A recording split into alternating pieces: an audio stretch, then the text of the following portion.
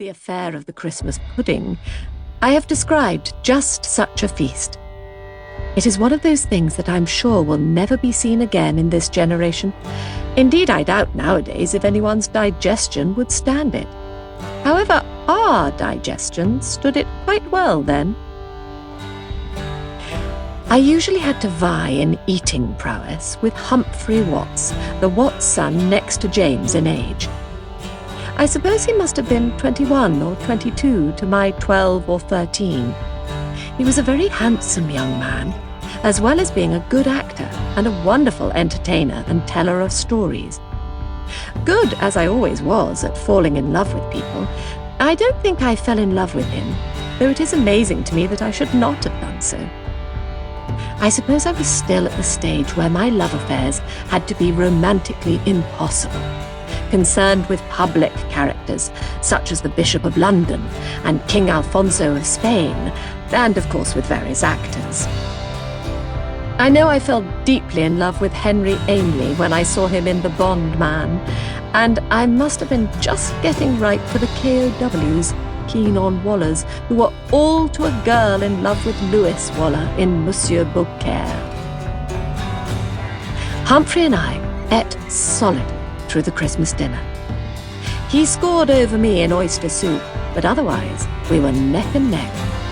We both first had roast turkey, then boiled turkey, and finally 4 or 5 slashing slices of sirloin of beef. It is possible that our elders confined themselves to only one kind of turkey for this course, but as far as I remember, old Mr. Watts certainly had beef as well as turkey. We then ate plum pudding and mince pies and trifle. I rather sparingly of trifle because I didn't like the taste of wine. After that, there were the crackers, the grapes, the oranges, the Elvers plums, the Carlsbad plums, and the preserved fruits. Finally, during the afternoon, various handfuls of chocolates were fetched from the storeroom to suit our taste. Do I remember being sick the next day? Having bilious attacks? No, never.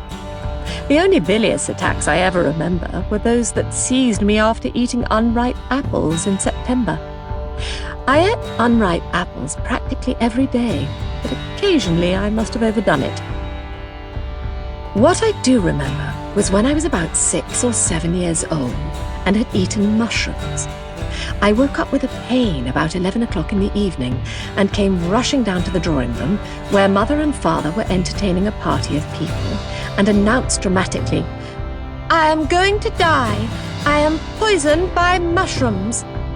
Mother rapidly soothed me and administered a dose of Ipecacuanha wine, always kept in the medicine cupboard in those days, and assured me that I was not due to die this time.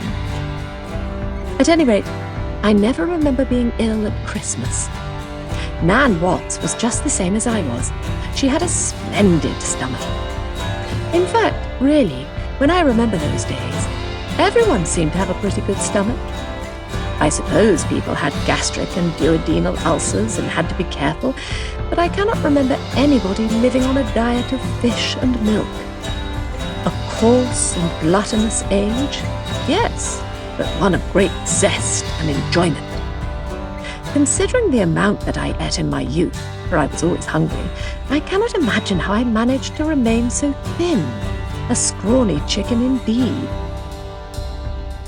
After the pleasurable inertia of Christmas afternoon, pleasurable that is for the elders, the younger ones read books, looked at their presents, ate more chocolates, and so on. There was a terrific tea with a great iced Christmas cake as well as everything else, and finally a supper of cold turkey and hot mince pies. About 9 o'clock, there was the Christmas tree, with more presents hanging on it.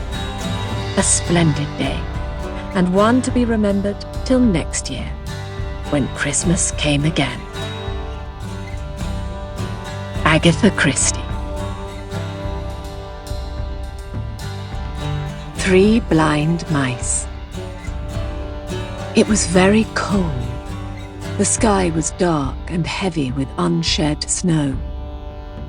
A man in a dark overcoat, with his muffler pulled up round his face and his hat pulled down over his eyes, came along.